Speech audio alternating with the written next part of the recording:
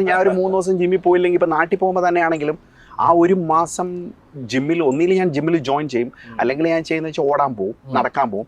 I have to be physically active എന്ന് പറയുന്നത് എൻ്റെ ഉള്ളിലുണ്ട്. കാരണം ആ ഫിസിക്കൽ ആക്റ്റീവ്നെസ്സിന് മുമ്പും പിൻപും ഞാൻ എൻജോയ് ചെയ്യുന്നുണ്ട്, കഷ്ടപ്പെടുന്നില്ല.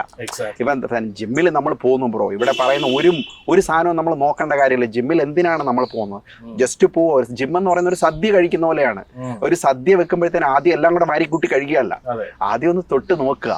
ഓക്കെയാണ്, ഇതിൽ ഇത്ര സാധനങ്ങളാണ് എനിക്ക് ഇഷ്ടപ്പെട്ടത്. ആ സാധനങ്ങൾ കൂട്ടി കഴിച്ചു വരുമ്പോഴത്തേന് ലാസ്റ്റ് നിങ്ങൾക്ക് മൊത്തം കഴിക്കാനോ അല്ലെങ്കിൽ നിങ്ങൾക്ക് ഇഷ്ടമുള്ളത് തിരഞ്ഞെടുത്തിട്ട് കഴിക്കാനോ ഉള്ള ഒരു ഇതിലേക്ക് നിങ്ങൾ എത്തുന്നു. അല്ല, തീർച്ചയായിട്ടും ബ്രോ. അത് മാത്രമല്ല ബ്രോ, ഈ പറഞ്ഞ പോലെ ഫുഡ് എന്ന് നമ്മൾ പറയുമ്പോഴും ഇപ്പോൾ സോറിയാസിസ്, എൻ്റെ സ്കിൻ പ്രോബ്ലം ബ്രോയ്ക്ക് അറിയാമല്ലോ, നമ്മൾ ഡിസ്കസ് ചെയ്തിട്ടുള്ള കാര്യമാണ്. ഇതിനു വേണ്ടി ഞാൻ ഡോക്ടേഴ്സ് നാട്ടിൽ കണ്ടിട്ടുണ്ട്, ഇവിടെ കണ്ടിട്ടുണ്ട്. ഇപ്പം എല്ലാവരും ഓരോ ട്രീറ്റ്മെൻറ്റ്സ് വരും. ഇപ്പം എന്താണ് തരുന്നത് ഞാൻ എൻ്റെ ഓയിൽമെൻറ്റ്സ്, അല്ലെങ്കിൽ ചില നാട്ടിൽ പോകുമ്പോൾ എനിക്ക് അകത്തെടുക്കാനുള്ള ടാബ്ലറ്റ്സ് ഒന്നും എല്ലാം ഓക്കെ. ബട്ട് ഞാൻ ആക്ച്വലി റിസർച്ച് എനിക്ക് ഇൻട്രസ്റ്റിംഗ് ആയിട്ട് തോന്നിയൊരു ഭാഗം എന്ന് പറയുമ്പോൾ, ഈ റിസർച്ച് സ്റ്റഡീസ് എന്ന് പറയുന്ന സാധനം തന്നെ ഒരു മെഡിസിൻ ഇൻഡസ്ട്രിയുടെ ഒരു ആവശ്യമാണല്ലോ. കാരണം എങ്കിലല്ലേ ഈ റിസർച്ച് കൊണ്ടുള്ള ഗുണത്തിനുള്ള അവർക്കുള്ള റിസൾട്ട് കിട്ടുള്ളൂ. ഇത്രയും പൈസ ഇൻവെസ്റ്റ് ചെയ്യേണ്ട ആവശ്യമില്ല. അപ്പോൾ ഈ പറയുന്ന അസുഖങ്ങൾക്കൊന്നും ഇൻവെസ്റ്റ് ചെയ്യേണ്ട ആവശ്യമില്ല. റിയലി സ്പീക്കിംഗ്, ഇത് എക്സ്പീരിയൻസിൽ നിന്നും പലരും പറയുന്നതെന്ന് മനസ്സിലായത് വളരെ സിമ്പിളായിട്ട് ബ്രോ പറയുന്ന പോലെ തന്നെ ഫുഡ്, അതായത് നമ്മുടെ ഗട്ട് അല്ലേ, നമ്മുടെ അതായത് ഇപ്പോഴത്തെ എല്ലാ റിസർച്ചും. ഇപ്പൊ നിങ്ങളൊരു 50 ഹെൽത്ത് പോഡ്കാസ്റ്റ് കേട്ട് പോയോ? ഈ 50 പോഡ്കാസ്റ്റിലും പറയുന്ന പ്രധാന 2-3 കാര്യങ്ങളുണ്ട്. ഇതെല്ലാം നമ്മുടെ അപ്പൂപ്പന്മാര് പഠിപ്പിച്ച കാര്യങ്ങളാണ്. അതിൽ ഏറ്റവും പ്രധാന കാര്യമാണ് യുവർ ഗട്ട് ഹെൽത്ത്. അതായത് നിങ്ങളുടെ വയറ്റിൽ മില്യൺസ് ഓഫ് ബാക്ടീരിയ ഉണ്ട്, നിങ്ങളുടെ ഹോൾ ബോഡിയിൽ മില്യൺസ് ഓഫ് ബാക്ടീരിയ ഉണ്ട്, നല്ല ബാക്ടീരിയ. അപ്പൊ ഇവനെ പ്രൊട്ടക്ട് ചെയ്യേണ്ടതും ഇവന് ന്യൂട്രീഷൻ കൊടുക്കേണ്ടത് നമ്മുടെ ഉത്തരവാദിത്തമാണ്.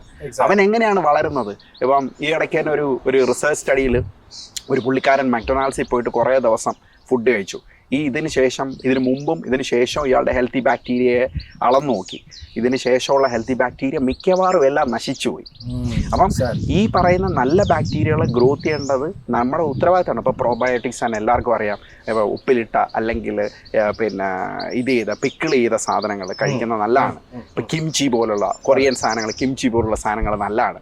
പഴങ്കഞ്ഞി ഈ പറയുന്ന ഒരു പ്രോബയോട്ടിക്കാണ്. ഈ പറയുന്ന നാച്ചുറൽ ഫുഡ് കഴിക്കുക.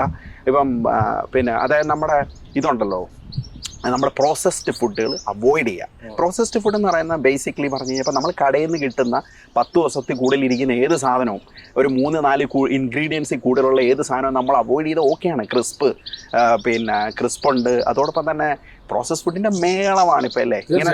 കാരണം ഇവർക്ക് ഇത് ഉണ്ടാക്കി ഇത് സൂക്ഷിച്ചു വെച്ച് നമ്മളെ കൊണ്ട് തീറ്റിപ്പിക്കുക എന്നുള്ളതാണ് എൻ്റെ ഒരു ലക്ഷ്യം. അത് തന്നെ. അത് മാത്രമല്ല ബ്രോ, ഇപ്പം മമ്മൂട്ടി പറയുന്ന പോലെ എല്ലാത്തിനും കുറച്ച് കഴിച്ചാൽ തന്നെ ഏറ്റവും നല്ല സൊല്യൂഷൻ. ആക്ച്വലി ഇപ്പം നമ്മൾ എപ്പോഴും ഉള്ളൊരു വ്യത്യാസം എന്ന് പറഞ്ഞാൽ വയറ് നിറയുന്നവരെ കഴിക്കുന്ന ഒരു സ്വഭാവം.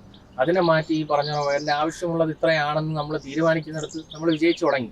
അതാണ് ഞാൻ പഠിച്ചത്. അതാണ് കാര്യം. ഇപ്പം നമ്മളിപ്പോൾ പറയുന്ന പോലെ ഏറ്റവും കൂടുതൽ പ്രാധാന്യം നമ്മളുടെ സാധാരണ നാച്ചുറൽ ഫുഡ്സിന് കൊടുക്കുക. അൺനാച്ചുറൽ ആയിട്ടുള്ള ഫുഡ്, ഇപ്പം നിങ്ങൾക്ക് വല്ലപ്പോഴും ഒരു ചോക്ലേറ്റ് കഴിക്കണം, ചോറുണ്ട് കഴിഞ്ഞിട്ട് ഒരു പീസ് ചോക്ലേറ്റ് എടുത്ത് നുണഞ്ഞ് പതുക്കെ അത് വലിയ സംഭവമായിട്ട് കഴിച്ചു നോക്കിക്കഴിഞ്ഞാൽ വളരെ സമയം കൊടുക്കും.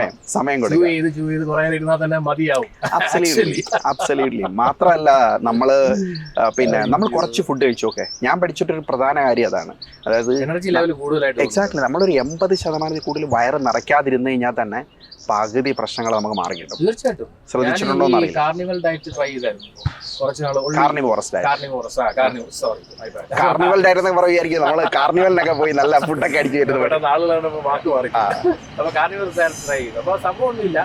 ഈ ജോർഡൻ പീറ്റേഴ്സൺ എന്നൊരു പുള്ളി പറഞ്ഞൊരു സാധനമാണ്. അപ്പൊ പുള്ളി ബീഫ് മാത്രം ലഞ്ചിന് ഡിന്നറിനും കഴിക്കുന്ന ഒരു കൺസെപ്റ്റ്, ഒരു പീസ് ബീഫ്. അപ്പോ സംഭവം സംഗതി എന്താണെന്ന് വെച്ച് കഴിഞ്ഞാല് പുള്ളി അതിൽ പറഞ്ഞു ഇത്രേ ഉള്ളൂ, ഇതുകൊണ്ടുള്ള ഗുണം ഉണ്ടാകുന്നത് വെച്ച് കഴിഞ്ഞാൽ ഫുഡ് ആവശ്യത്തിനുള്ള പ്രോട്ടീൻ മാത്രമാണ് എനിക്ക് അതിൽ കിട്ടുന്നത്.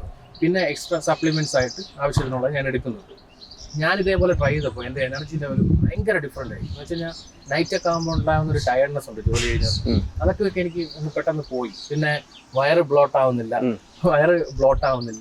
വളരെ ക്ലിയർ ആയിട്ട് ഫീൽ ചെയ്യുന്നു. മൊത്തത്തിൽ ഉണ്ടല്ലോ ഭയങ്കര ഡിഫറൻസ് ആയിരുന്നു. പക്ഷെ പിന്നീട് ഞാൻ വീണ്ടും നമ്മുടെ